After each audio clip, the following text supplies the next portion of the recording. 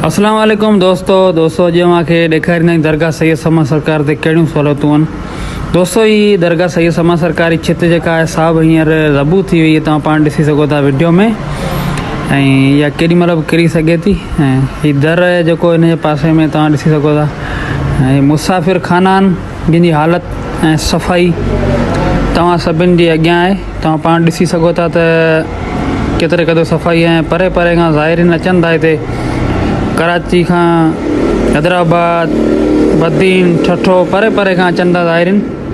उन्हनि लाइ हिते सफ़ाई सुथराई जो को बि इंतज़ाम कोन्हे।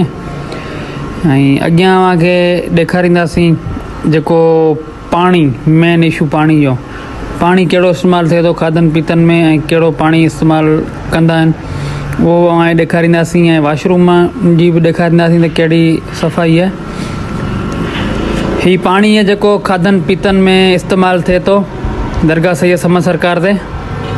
खाधनि पीतनि में पीअण में बि इहो ई पाणी इस्तेमालु कंदा आहिनि जेके परे परे खां ज़ाहिर ईंदा आहिनि। का बि सफ़ाई सुथराई हिते कोन्हे।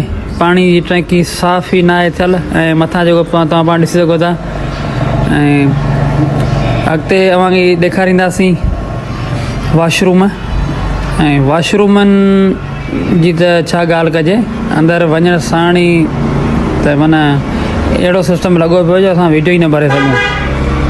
त हिते जा जेके बि मुलाज़िम रखियल आहिनि या दरगाह ते जेके औक़ाफ़ खाते तरफ़ां रखियल आहिनि, उन्हनि जो सिर्फ़ु कमु इहो आहे पिंगे मां पैसा मेड़णु। पिंगे मां पैसा मेड़ींदा, शाम जो 5 बजे पैसा मेड़ींदा। ऐं सफ़ाई सुथराई जा पाणी जो जा को बि अहिड़ो ख़ासि इंतज़ाम कोन्हे। ही वॾी दरगाह आहे सैयद समन सरकार जी, सिंध में 2 नंबर ते आहे दरगाह सैयद समन सरकार जी। कुकड़नि वारी मुर्गनि वारी दरगाह आहे जंहिंसां ही मशहूरु आहे। पर अफ़सोस हिते जेके मुलाज़िम रखियल आहिनि सिर्फ़ु माल मेड़ण में पूरा आहिनि ऐं औक़ाफ़ खातो सिर्फ़ु पेतियूं ख़ाली करण में मसरूफ़ आहे। सिर्फ़ु पेतियूं। दरगाह ते ज़ाहिरीन लाइ का बि सहूलियत कोन्हे, का बि सहूलियत न आहे। तव्हां पाण वीडियो में ॾिसी सघो था हिते अहिड़ी का बि सहूलियत नज़र न पई अचे।